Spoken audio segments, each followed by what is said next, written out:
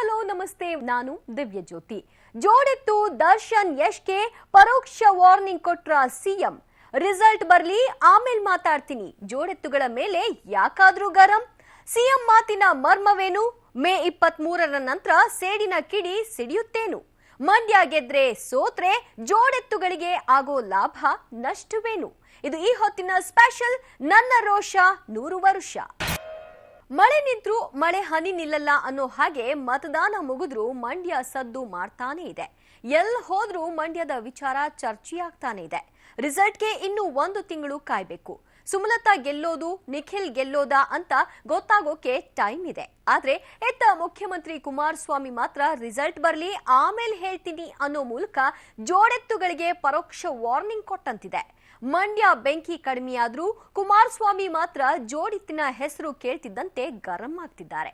ಹಾಗಾದ್ರೆ ಮೇ 23ರ ನಂತರ ಏನಾಗುತ್ತೆ? ಗೆದ್ರೆ ಸೋತ್ರೆ ದರ್ಶನ್ ಯಶ್ಗಾಗೋ ಲಾಭ ನಷ್ಟಗಳೇನು? ಎಲ್ಲದಕ್ಕೂ ಉತ್ತರ ಜೋಡೆತ್ತು ದರ್ಶನ್ ಯಶ್ಗೆ ಪರೋಕ್ಷ ವಾರ್ನಿಂಗ್ ಕೊಟ್ಟರ ಸಿಎಂ. ರಿಸಲ್ಟ್ ಬರ್ಲಿ ಆಮೇಲೆ ಮಾತಾಡ್ತೀನಿ, ಜೋಡೆತ್ತುಗಳ ಮೇಲೆ ಯಾಕಾದ್ರೂ ಗರಂ. ಸಿಎಂ ಮಾತಿನ ಮರ್ಮವೇನು? ಮೇ 23ರ ನಂತರ ಸೇಡಿನ ಕಿಡಿ ಸಿಡಿಯುತ್ತೇನು? ಮಂಡ್ಯ ಗೆದ್ರೆ ಸೋತ್ರೆ ಜೋಡೆತ್ತುಗಳಿಗೆ ಆಗೋ ಲಾಭ ನಷ್ಟವೇನು? ಮಂಡ್ಯದ ಜನರು ಚುನಾವಣಾ ಕಾವು ಕಡಿಮೆಯಾದ ನಂತರ ಕೂಲ್ ಆಗ್ತಿದ್ರೆ, ಇತ್ತ ರಾಜಕಾರಣಿಗಳು ಮಾತ್ರ ಕೂಲ್ ಆಗೋ ಮೂಡ್ ನಲ್ಲಿಲ್ಲ. ಮತದಾನ ಮುಗಿದು 2 ದಿನಗಳಾದ್ರೂ ಇನ್ನು ಮಂಡ್ಯದ ಜಪ ನಿರಂತರವಾಗಿ ನಡೀತಾ ಇದೆ. ಅದರಲ್ಲೂ ಸಿಎಂ ಕುಮಾರಸ್ವಾಮಿ ಅವರಿಗಂತೂ ಒಮ್ಮೆಯಾದ್ರೂ ಮಂಡ್ಯ ಜಪ ಮಾಡದೇ ಇರೋಕೆ ಸಾಧ್ಯನೇ ಇಲ್ಲ ಅನ್ನಿಸಿಬಿಟ್ಟಿದೆಯಂತೆ.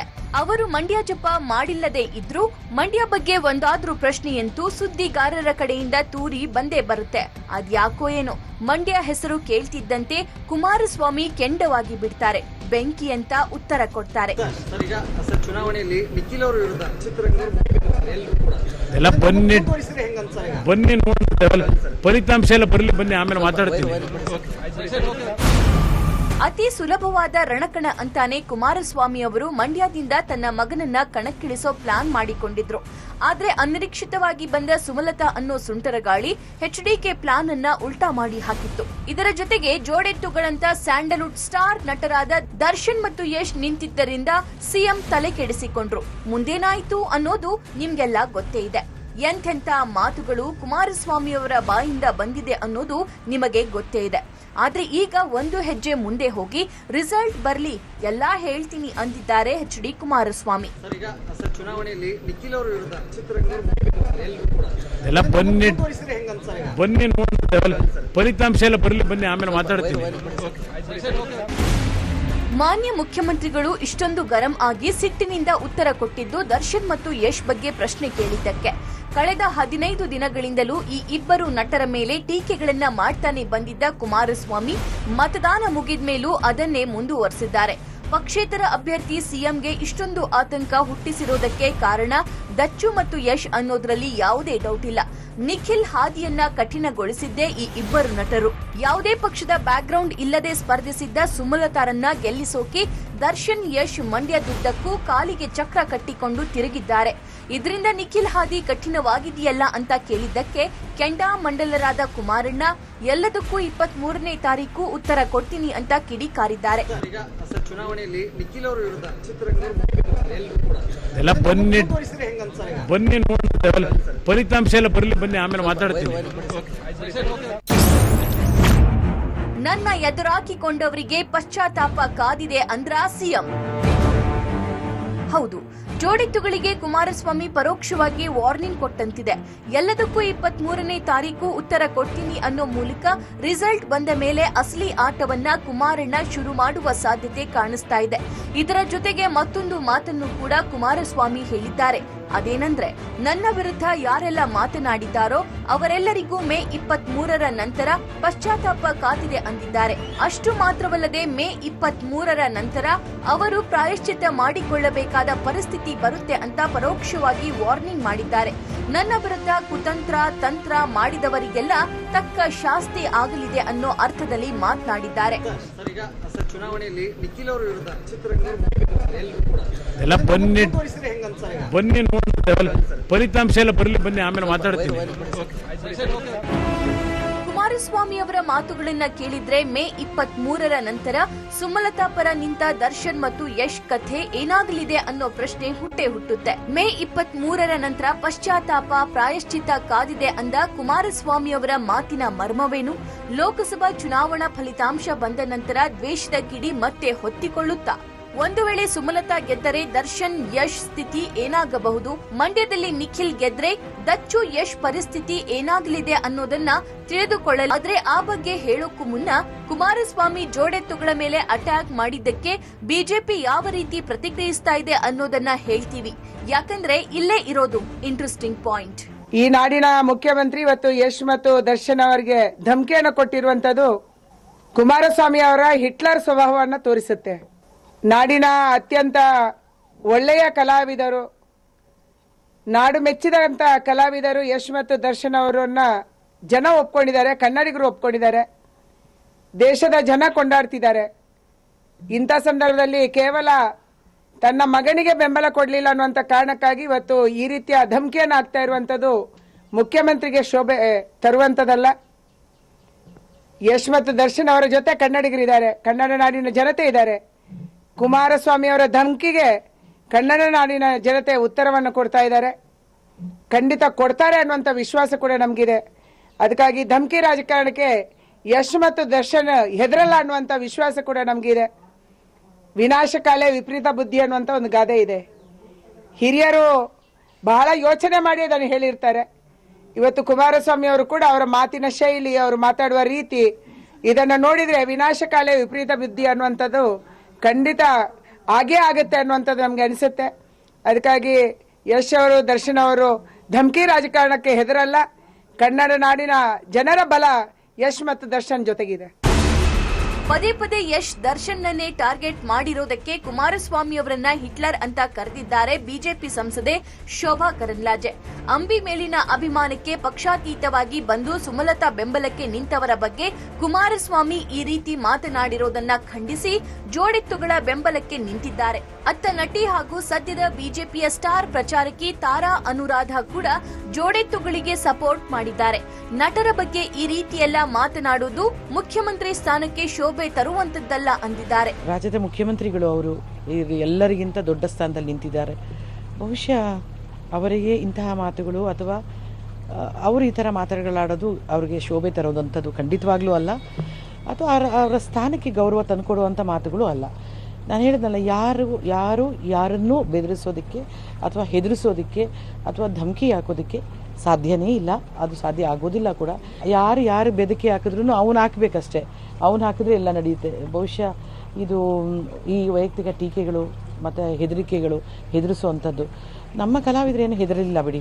ಅವರೇನು ಹೆದರ್ಕೊಂಡು ಅಥವಾ ಇವರಿಗೆ ಹೇಳಿ ಹಿಂಜರಿಕೆ ಮಾಡಿದ್ದು ಅವೆಲ್ಲ ಇಲ್ಲವೇ ಇಲ್ಲ. ಅವರ ಕೆಲಸ ಅವರಿಗೆ ಇಷ್ಟವಾಗಿ, ಅಂದರೆ ಯಾರೂ ಅವರನ್ನು ಪಕ್ಷಕ್ಕೆ ಕರೆದು ಪ್ರಚಾರ ಮಾಡಲಿಕ್ಕೆ ಹೇಳಿಲ್ಲ. ಅವರು ಅಂಬರೀಷ್ ಅಣ್ಣನ ಮೇಲಿರುವ ಪ್ರೀತಿಯಿಂದ, ಅವರ ಮೇಲಿರುವ ಗೌರವದಿಂದ ಸುಮಲತಾ ಅಮ್ಮನವರಿಗೆ ಅವರಿಬ್ಬರು ಬಂದು ಕೆಲಸ ಮಾಡಿದ್ದಾರೆ. ಯಾರು ಬೆದರಿಸುವಂಥದ್ದು ಇಲ್ಲಿ ಆಗೋದಿಲ್ಲ. ಇಲ್ಲೆಲ್ಲ ಇರೋದು ಅದೇ, ಅವನು ಮಾಡಬೇಕು, ಅವನು ಆಡಿಸ್ಬೇಕು. ಸದ್ಯ ಬಿಜೆಪಿ ನಾಯಕರೆಲ್ಲ ಜೋಡೆತ್ತುಗಳ ಪರ ನಿಂತಿದ್ದಾರೆ. ಆದ್ರೆ ಮೇ 23ರಂದು ರಿಸಲ್ಟ್ ಬಂದ ನಂತರ ಏನಾಗಲಿದೆ ಅನ್ನೋದೇ ಸದ್ಯದ ಕುತೂಹಲ. ಸ್ಟಾರ್ ನಟರೆಲ್ಲ ಫಲಿತಾಂಶದ ನಂತರ ಪಶ್ಚಾತ್ತಾಪ ಪಡಬೇಕಾಗುತ್ತೆ ಅಂತ ಹೇಳೋ ಮೂಲಕ ಕುಮಾರಸ್ವಾಮಿ ಏನ್ ಹೇಳೋಕೆ ಹೊರಟಿದ್ದಾರೆ ಅಂತ ಮೇಲ್ನೋಟಕ್ಕೆ ಗೊತ್ತಾಗದೇ ಇರಬಹುದು. ಆದ್ರೆ ಸುಮಲತಾ ಗೆದ್ದರೆ ದರ್ಶನ್ ಮತ್ತು ಯಶ್ ಸ್ಥಿತಿ ಏನಾಗಲಿದೆ ಹಾಗೂ ಒಂದು ವೇಳೆ ಸೋತರೆ ಯಾವ ರೀತಿ ಕಷ್ಟಗಳನ್ನ ಎದುರಿಸಬೇಕಾಗಬಹುದು ಅನ್ನೋದನ್ನ ತಿಳಿದುಕೊಳ್ಳಲೇಬೇಕಾಗುತ್ತೆ. ಮಂಡ್ಯದಲ್ಲಿ ಜೋಡೆತ್ತುಗಳು ಪ್ರಚಾರಕ್ಕೆ ಹೋಗಿದ್ದಕ್ಕೆ ಸಾಕಷ್ಟು ಟೀಕೆಗಳು ಬಂದದ್ವು.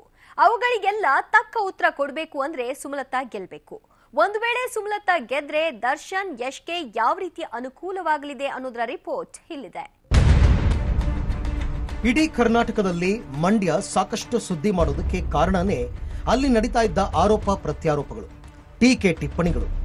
ಅದರಲ್ಲೂ ಸುಮಲತಾ ಬೆಂಬಲಕ್ಕೆ ನಿಂತಿದ್ದ ದರ್ಶನ್ ಮತ್ತು ಯಶ್ ಮೇಲೆ ಸಾಕಷ್ಟು ಟೀಕೆಗಳು ಬಂದಿದ್ದೇ ಮಂಡ್ಯ ಅಖಾಡ ಧಗಧಗಿಸೋದಕ್ಕೆ ಕಾರಣವಾಗಿತ್ತು. ಈಗ ಅವೆಲ್ಲ ಮುಗಿದು ಸೈಲೆಂಟ್ ಆಗಿದೆ. ಆದರೆ ಮೇ 23 ಯಾವ ರೀತಿ ಫಲಿತಾಂಶ ಬರುತ್ತೆ ಅನ್ನೋದರ ಮೇಲೆ ದಚ್ಚು ಮತ್ತು ಯಶ್ರ ಮುಂದಿನ ಹಾದಿಗಳು ನಿಂತಿವೆ. ಇಷ್ಟೆಲ್ಲ ಮಾಡಿನೂ ಒಂದು ವೇಳೆ ಸುಮಲತಾ ಸೋತ್ರೆ ಆಗ ದರ್ಶನ್ ಮತ್ತು ಯಶ್ ಸಾಕಷ್ಟು ಸವಾಲುಗಳನ್ನ ಎದುರಿಸಬೇಕಾಗುತ್ತೆ. ಅದನ್ನ ಹೇಳೋ ಮೊದಲು ಸುಮಲತಾ ಗೆದ್ರೆ ಜೋಡೆತ್ತುಗಳಿಗೆ ಏನೆಲ್ಲ ಅನುಕೂಲವಾಗಲಿದೆ ಅನ್ನೋದನ್ನ ತಿಳಿಸ್ತೀವಿ. ಸುಮಲತಾ ಗೆದ್ರೆ ದರ್ಶನ್ ನಿಟ್ಟುಸಿರು ಬಿಡೋದು ಯಾಕೆ? ಸಿಎಂ ಕುಟುಂಬವನ್ನ ಸೋಲಿಸಿದ ಖ್ಯಾತಿ ಬರುತ್ತಾ? ಇದು ಒಂದು ರೀತಿಯಲ್ಲಿ ದರ್ಶನ್ಗೆ ತನ್ನನ್ನ ತಾನು ಸಾಬೀತುಪಡಿಸೋ ವೇದಿಕೆ ಎಂದರೂ ತಪ್ಪಾಗಲ್ಲ. ಯಾಕಂದ್ರೆ ಕಳೆದ ವಿಧಾನಸಭೆ ಚುನಾವಣೆ ವೇಳೆ ದಚ್ಚು ಸಿದ್ದರಾಮಯ್ಯ ಪರ ಚಾಮುಂಡೇಶ್ವರಿಯಲ್ಲಿ ಪ್ರಚಾರ ಮಾಡಿದ್ರು. ಆದರೆ ಸಿದ್ದು ಸೋತಿದ್ರು. ಇದನ್ನೇ ಇಟ್ಕೊಂಡು ಜೆಡಿಎಸ್ ನಾಯಕ ಜಿಟಿ ದೇವೇಗೌಡ ದರ್ಶನ್ ಬಂದ್ರೆ ಜನ ಸೇರಬಹುದು, ಆದರೆ ವೋಟ್ ಬರಲ್ಲ ಅಂತ ಟೀಕಿಸಿದ್ರು. ಹೀಗಾಗಿ ದಚ್ಚು ಪ್ರಚಾರಕ್ಕೆ ಹೋದ್ರೆ ಆ ಅಭ್ಯರ್ಥಿ ಸೋಲ್ತಾರೆ ಅನ್ನೋ ಅಪಖ್ಯಾತಿ ಇದೆ. ಒಂದ್ ವೇಳೆ ಸುಮಲತಾ ಗೆದ್ರೆ ದಚ್ಚು ಈ ಅಪಖ್ಯಾತಿಯಿಂದ ಹೊರಬಂದು ನಿಟ್ಟುಸಿರು ಬಿಡಬಹುದು. ಮಂಡ್ಯದಲ್ಲಿ ನಿಖಿಲ್ನ ಗೆಲ್ಲಿಸೋದಕ್ಕೆ ತಂದೆ ಸಿಎಂ ಕುಮಾರಸ್ವಾಮಿ ಮಾತ್ರವಲ್ಲ, ಇಡೀ ಜೆಡಿಎಸ್ ಸಚಿವ ಸಂಪುಟನೇ ಬಂದಿತ್ತು.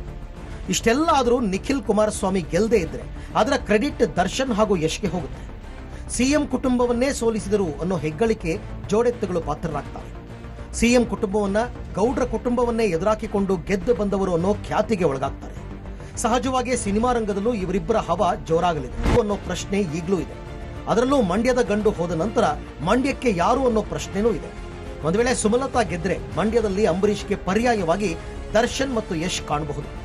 ಅಂಬಿ ಅಭಿಮಾನಿಗಳೆಲ್ಲ ದಚ್ಚು ಮತ್ತು ಯಶ್ ಕಡೆಗೆ ವಾಲುವ ಸಾಧ್ಯತೆ ಹೆಚ್ಚಿದೆ. ಇದಕ್ಕಿಂತ ಮುಖ್ಯವಾಗಿ ದಚ್ ಮತ್ತು ಯಶ್ ನಡುವಿನ ಸಂಬಂಧ ಮತ್ತಷ್ಟು ಗಟ್ಟಿಯಾಗುತ್ತೆ. ಮತ್ತು ಯಶ್ ಸ್ಯಾಂಡಲ್ವುಡ್ನ ಪ್ರತಿಸ್ಪರ್ಧಿಗಳು. ಅದೆಷ್ಟೋ ಬಾರಿ ದಚ್ಚು ಮತ್ತು ಯಶ್ ಅಭಿಮಾನಿಗಳ ನಡುವೆ ಗಲಾಟೆ ನಡೆದಿರೋದೆ. ಸಾಮಾಜಿಕ ಜಾಲತಾಣದಲ್ಲಿ ಮೊನ್ನೆವರೆಗೂ ದಚ್ಚು ಮತ್ತು ಯಶ್ ಅಭಿಮಾನಿಗಳು ಕಿತ್ತಾಡಿಕೊಳ್ತಿದ್ರು. ಇಬ್ಬರ ನಡುವೆ ಅಷ್ಟಕ್ಕಷ್ಟೇ ಅಂತ ಹೇಳಲಾಗ್ತಾ ಇತ್ತು. ಆದರೆ ಸುಮಲತಾ ರಾಜಕೀಯಕ್ಕೆ ಎಂಟ್ರಿಯಾಗಿದ್ದೆ ತಡ ಎಲ್ಲವೂ ಬದಲಾಗೋಯ್ತು. ದರ್ಶನ್ ಮತ್ತು ಯಶ್ ಒಂದಾದ್ರು. ಸುಮಲತಾರನ್ನ ಗೆಲ್ಲಿಸೋದಕ್ಕೆ ಚಾಲೆಂಜಿಂಗ್ ಸ್ಟಾರ್ ಮತ್ತು ರಾಕಿಂಗ್ ಸ್ಟಾರ್ ಜೋಡೆತ್ತುಗಳಾದರು. ಇಬ್ಬರ ನಡುವಿನ ಬಾಂಧವ್ಯ ಗಟ್ಟಿಯಾಗ್ತಾ ಹೋಯಿತು. ಅದೇ ರೀತಿ ಸುಮಲತಾಗೆ ಮಂಡ್ಯದಲ್ಲಿ ಗೆಲುವು ಸಿಕ್ಕರೆ ಇಬ್ಬರ ನಡುವಿನ ಬಾಂಧವ್ಯ ಮತ್ತಷ್ಟು ಗಟ್ಟಿಯಾಗಿ ಸ್ಯಾಂಡಲ್ವುಡ್ನ ಹೊಸ ದಿಗ್ಗಜರಾಗಿ ಮೂಡಬಹುದು. ಒಟ್ಟಿಗೆ ವೇದಿಕೆಯಾಗುತ್ತಾ ಮಂಡ್ಯ ರಿಸಲ್ಟ್. ಮೊದಲ ಬಾರಿಗೆ ಒಬ್ಬ ರಾಜಕಾರಣಿಯಂತೆ ಮಂಡ್ಯದಲ್ಲಿ ಪ್ರಚಾರ ನಡೆಸಿರುವ ದರ್ಶನ್ ಮತ್ತು ಯಶ್ಗೆ ನಿಧಾನವಾಗಿ ರಾಜಕೀಯ ಅರ್ಥವಾಗತೊಡಗಿದೆ. ದಚ್ಚು ಅಥವಾ ಯಶ್ ಮುಂದಿನ ದಿನಗಳಲ್ಲಿ ರಾಜಕೀಯಕ್ಕೆ ಬರೋ ಪ್ಲಾನ್ ಮಾಡಿಕೊಂಡಿದ್ರೆ ಮಂಡ್ಯ ರಿಸಲ್ಟೇ ವೇದಿಕೆಯಾಗಬಹುದು. ಈಗಾಗಲೇ ಅಪಾರ ಅಭಿಮಾನಿಗಳನ್ನು ಹೊಂದಿರುವ ದಚ್ಚು ಮತ್ತು ಯಶ್ ಸಿನಿಮಾ ಇಂಡಸ್ಟ್ರಿಯಂತೆ ರಾಜಕಾರಣದಲ್ಲೂ ಈ ಮೂಲಕ ಹವಾ ಹೆಚ್ಚಿಸಿಕೊಂಡು ಹಿಡಿತ ಸಾಧಿಸಬಹುದು. ಆದರೆ ರಾಜಕಾರಣಕ್ಕೆ ಬರಲು ಯಾರಿಗೆ ಆಸಕ್ತಿ ಇದೆ ಅನ್ನೋದು ಗೊತ್ತಿಲ್ಲ. ದರ್ಶನ್ ತಾನಾಯ್ತು, ತನ್ನ ಸಿನಿಮಾ ಆಯ್ತು ಅಂತ ಅವ್ರ ಪಾಡಿಗೆ ಅವರು ಇರೋರು. ಆದರೆ ಯಶ್ ಮಾತ್ರ ಈಗಾಗಲೇ ಕೆಲವೊಂದು ಸಾಮಾಜಿಕ ಕಾರ್ಯಗಳ ಮೂಲಕ ಧುಮುಕಿರೋದ್ರಿಂದ ಮಂಡ್ಯದಲ್ಲಿ ಗೆದ್ರೆ ರಾಜಕಾರಣ ಪ್ರವೇಶಕ್ಕೆ ಮೆಟ್ಟಿಲಾಗಬಹುದು. ಮಂಡ್ಯದಲ್ಲಿ ಸುಮಲತಾ ಪರ ಕಾಲಿಗೆ ಚಕ್ರ ಕಟ್ಕೊಂಡು ದರ್ಶನ್ ಮತ್ತು ಯಶ್ ಪ್ರಚಾರ ಮಾಡಿದ್ದಾರೆ. ಸಿಎಂ ಕುಟುಂಬವನ್ನೇ ಎದುರಾಕೊಂಡು ತೊಡೆ ತಟ್ಟಿದ್ರು. ಇಷ್ಟೆಲ್ಲ ಮಾಡಿ ಸೋತ್ರೆ ಸಿಎಂ ಸೇಡಿಗೆ ನಿಲ್ಲಬಹುದಾ? ಸುಮಲತಾ ಸೋತ್ರೆ ಜೋಡೆತ್ತುಗಳಿಗೆ ಆಗೋ ನಷ್ಟವೇನು? ಇಲ್ಲಿದೆ ಉತ್ತರ. ಸುಮಲತಾ ಸೋತರೆ ಜೋಡೆತ್ತುಗಳಿಗೆ ತೀವ್ರ ಮುಖಭಂಗ. ಸಾಬೀತಾಗುತ್ತೆ ಸ್ಟಾರ್ಗಳ ಆಟ ಪರದೆ ಮೇಲಷ್ಟೇ ಅಂತ. ಮಂಡ್ಯ ಲೋಕಸಭಾ ಕ್ಷೇತ್ರ ಪ್ರತಿಷ್ಠೆಯ ಕಣವಾಗಿದೆ. ಸಿಎಂ ಕುಮಾರಸ್ವಾಮಿ ತನ್ನ ಪುತ್ರ ನಿಖಿಲ್ರನ್ನ ಗೆಲ್ಲಿಸುವ ಪ್ರತಿಷ್ಠೆ ಮತ್ತು ಅನಿವಾರ್ಯತೆ. ಅತ್ತ ಅಂಬರೀಷ್ ಪತ್ನಿ ಕೂಡ ಪಕ್ಷೇತರರಾಗಿ ನಿಂತು ಪ್ರತಿಷ್ಠೆಯಾಗಿ ತೆಗೆದುಕೊಂಡಿದ್ದಾರೆ. ಇವರ ಬೆಂಬಲಕ್ಕೆ ನಿಂತಿದ್ದು ಕೂಡ ಇಬ್ಬರು ಟಾಪ್ ಸ್ಟಾರ್ಗಳೇ. ಹೀಗೆ ಎಲ್ರಿಗೂ ಇದೊಂದು ಪ್ರತಿಷ್ಠೆಯ ಕಣ. ಹೀಗಾಗಿನೇ ಮಂಡ್ಯ ಮಹಾಭಾರತ ರಾಜ್ಯದಲ್ಲಿ ದೊಡ್ಡ ಸದ್ದು ಮಾಡಿರುವುದು. ಈಗ ಮತದಾನ ಮುಗಿದು ಮಂಡ್ಯ ಸಹಜ ಸ್ಥಿತಿಗೆ ಬಂದಿದೆ. ಆದರೆ ಸೋಲು ಗೆಲುವಿನ ಲೆಕ್ಕಾಚಾರ ಮಾತ್ರ ಜೋರಾಗಿಯೇ ನಡೀತಾ ಇದೆ. ಮಂಡ್ಯದಲ್ಲಿ ಸುಮಲತಾ ಗೆದ್ರೆ ಏನಾಗಬಹುದು ಅನ್ನೋದನ್ನ ಈಗಾಗಲೇ ಹೇಳಿದ್ದೀವಿ. ಇನ್ನು ಸೋತ್ರೆ ಯಾವ ರೀತಿ ಪರಿಣಾಮಗಳನ್ನ ಎದುರಿಸಬೇಕಾಗುತ್ತೆ ಅಂತ ಹೇಳ್ತೀವಿ. ಹಾಗೆ ಸಪೋರ್ಟ್ ಕೊಟ್ಟು ಏಪ್ರಿಲ್ 1ನೇ ತಾರೀಕಿನಿಂದಲೇ ದರ್ಶನ್ ಮತ್ತು ಯಶ್ ಮಂಡ್ಯ ಅಖಾಡಕ್ಕೆ ಧುಮುಕಿದ್ರು. ಮೊದಲ ದಿನದಿಂದಲೂ ಜೋಡೆತ್ತುಗಳ ರೋಡ್ ಶೋಗೆ ಅಪಾರ ಸಂಖ್ಯೆಯಲ್ಲಿ ಜನರು ಬರ್ತಾ ಇದ್ರು. ಹಳ್ಳಿಯಲ್ಲೂ ದಚ್ಚು ಯಶ್ ಪರ ಜೈಕಾರಗಳು ಮೊಳಗ್ತಾ ಇದ್ರು. ಆದರೆ ಇದಕ್ಕೆ ತಿರುಗೇಟು ಕೊಡ್ತಿದ್ದ ಕುಮಾರಸ್ವಾಮಿ ಇಷ್ಟು ದಿನ ಪರದೆಯಲ್ಲಿ ನೋಡ್ತಾ ಇದ್ದ ಸಿನಿಮಾ ನಟರನ್ನ ಕಣ್ಣಾರೆ ನೋಡಲು ಜನರು ಬಂದಿರಬಹುದು. ಅವರೇನು ವೋಟ್ ಹಾಕಲ್ಲ ಅಂದಿದ್ರು. ಈ ನಿಟ್ಟಿನಲ್ಲಿ ಸುಮಲತಾ ಒಂದು ವೇಳೆ ಪರಾಭವಗೊಂಡ್ರೆ ಈ ಆರೋಪ ನಿಜವಾಗುತ್ತೆ. ಸೂಪರ್ ಸ್ಟಾರ್ಗಳ ಆಟ ಪರದೆ ಮೇಲಷ್ಟೇ ನಡೆಯೋದು. ಎಲೆಕ್ಷನ್ ಅಖಾಡದಲ್ಲಿ ಇವರ ಆಟ ಏನೂ ನಡೆಯಲ್ಲ. ಜನ ಬರೋದು ಇವರನ್ನ ನೋಡೋದಕ್ಕೆ ಹೊರತು ಬೆಂಬಲಿಸೋದಕ್ಕೆ ಅಲ್ಲ ಅನ್ನೋದು ಸಾಬೀತಾಗುತ್ತೆ. ತೊಡೆ ತಟ್ಟಿರೋರು ಕಡಿಮೆ ಜನ. ಅವತ್ತು ಡಿಕೆಶಿ ಮತ್ತೆ ಸಿದ್ದರಾಮಯ್ಯ ಬಿಟ್ರೆ ಗೌಡ್ರ ಕುಟುಂಬದ ಜೊತೆ ನೇರ ಯುದ್ಧ ಯಾರೂ ಮಾಡಿಲ್ಲ. ಇಷ್ಟರ ಮಟ್ಟಿಗೆ ಎದೆಗಾರಿಕೆ ತೋರಿ ತೊಡೆ ತಟ್ಟಿದವರು ಅಂದ್ರೆ ಅದು ದರ್ಶನ್ ಮತ್ತು ಯಶ್. ಹೀಗಾಗಿ ದಳಪತಿಗಳ ಎದುರು ಒಂದು ವೇಳೆ ಸೋತ್ರೆ ಮಾತ್ರ ತೀವ್ರ ಮುಖಭಂಗಕ್ಕೆ ಒಳಗಾಗಬೇಕಾಗುತ್ತೆ. ಸರ್ಕಾರವನ್ನೇ ಎದುರುಹಾಕೊಂಡು ಮಂಡ್ಯದಲ್ಲಿ ಜೋಡೆತ್ತುಗಳು ಪ್ರಚಾರ ನಡೆಸಿದ್ದಾರೆ. ಹೀಗಾಗಿ ಒಂದು ವೇಳೆ ನಿಖಿಲ್ ಗೆದ್ದು ಸುಮಲತಾ ಸೋತ್ರೆ ಆಗ ದರ್ಶನ್ ಹಾಗೂ ಯಶ್ಗೆ ದೊಡ್ಡ ಮಟ್ಟದಲ್ಲಿ ಹಿನ್ನಡೆಯಾಗಬಹುದು. ಭವಿಷ್ಯದಲ್ಲೂ ಅಷ್ಟೇ ರಾಜಕೀಯ ಆಶೋತ್ತರಗಳೇನಾದರೂ ಇದ್ರೆ ಅದಕ್ಕೆ ಸ್ವಲ್ಪ ಮಟ್ಟಿಗೆ ಹಿನ್ನಡೆಯಾಗಬಹುದು. ಹಾಗೂ ಈ ಸಂಘರ್ಷ ಇಷ್ಟಕ್ಕೆ ನಿಲ್ಲುವ ಸಾಧ್ಯತೆನೂ ಕಡಿಮೆ. ಯಾಕಂದ್ರೆ ಈಗಾಗಲೇ ಕುಮಾರಸ್ವಾಮಿ ಮೇ 23ರ ನಂತರ ಉತ್ತರ ಕೊಡ್ತೀನಿ ಎಂದಿದ್ದಾರೆ. ನನ್ನ ವಿರುದ್ಧ ಮಾತನಾಡಿದವರು ಪಶ್ಚಾತ್ತಾಪ ಪಡಲಿದ್ದಾರೆ, ಪ್ರಾಯಶ್ಚಿತ ಪಡಲಿದ್ದಾರೆ ಅಂತೆಲ್ಲ ಮಾತನಾಡಿದ್ದಾರೆ. ಇದನ್ನೆಲ್ಲ ನೋಡಿದ್ರೆ ಸೋತ್ರೆ ದಳಪತಿಗಳ ಜೊತೆಗಿನ ಸಂಘರ್ಷ ಖಾಯಂ ಆಗಿ ಮುಂದುವರಿಯುವ ಸಾಧ್ಯತೆ ಇದೆ. ಇದು ಸುಮಲತಾ ಗೆದ್ದ ಪಕ್ಷದಲ್ಲೂ ಆಗಲಿದೆ. ಇನ್ನು ಸಿನಿಮಾ ಇಂಡಸ್ಟ್ರಿಯ ವಿಚಾರ ಬಂದ್ರೆ ಮಂಡ್ಯದ ಸೋಲು ದೊಡ್ಡ ಮಟ್ಟದಲ್ಲಿ ಇವರ ಸ್ಟಾರ್ ವ್ಯಾಲ್ಯೂಗೆ ಯಾವುದೇ ಪರಿಣಾಮ ಬೀರದು. ಯಾಕಂದ್ರೆ ಜನ ಮರೆತು ಬಿಡೋ ಸಾಧ್ಯತೆ ಇದೆ. ಆದರೆ ತೆಪ್ಪಗೆ ಸಿನಿಮಾ ಮಾಡಿಕೊಂಡು ಇದ್ದವರಿಗೆ ಈ ರಾಜಕೀಯ ರಾಡಿ ಬೇಕಿತ್ತಾ ಅನ್ನೋ ಭಾವ ಜನರಲ್ಲಿ ಮೂಡಬಹುದು. ಸಿನಿಮಾ ಮಂದಿಗೆ ರಾಜಕೀಯ ಯಾಕೆ ಅನ್ನೋ ಪ್ರಶ್ನೆಗಳನ್ನ ಎದುರಿಸಬೇಕಾಗುತ್ತೆ. ಹೀಗೆ ಮಂಡ್ಯ ಸೋಲು ಕೆಲವು ದಿನಗಳ ಕಾಲ ದರ್ಶನ್ ಮತ್ತು ಯಶ್ರನ್ನ ಕಾಡುವ ಸಾಧ್ಯತೆ ಇದೆ. ಇಷ್ಟು ಮಂಡ್ಯ ಸೋಲು ಗೆಲುವಿನ ಲೆಕ್ಕಾಚಾರ. ಅಂತಿಮವಾಗಿ ಮೇ 23ರಂದು ಫಲಿತಾಂಶ ಬಂದ ನಂತರನೇ ಅಸಲಿ ಲೆಕ್ಕಾಚಾರಗಳು ಶುರುವಾಗೋದು. ಅಲ್ಲಿಯವರೆಗೆ ಜಸ್ಟ್ ವೆಯ್ಟ್. ಒಟ್ನಲ್ಲಿ ಮಂಡ್ಯದಲ್ಲಿ ರಾಜಕೀಯ ಬೆಂಕಿ ತಾತ್ಕಾಲಿಕವಾಗಿ ಆರಿದ್ರೂ ಹೊಗೆ ಮಾತ್ರ ದಟ್ಟವಾಗಿದೆ. ಮೇ 23ರ ನಂತರ ಎಲ್ಲವನ್ನ ಮಾತನಾಡ್ತೀನಿ ಅಂದಿರುವ ಸಿಎಂ ಕುಮಾರಸ್ವಾಮಿ ಪರೋಕ್ಷವಾಗಿ ಏನ್ ಹೇಳಿದ್ರು ಅನ್ನೋ ಕುತೂಹಲನೂ ಹುಟ್ಟುಹಾಕಿದೆ. ಇದೇ ಹೊತ್ತಿನ ಸ್ಪೆಷಲ್ ನೆನಪಲ್ಲಿ ನ್ಯೂಸ್ ಅಂದ್ರೆ ಪಬ್ಲಿಕ್ ಟಿವಿ.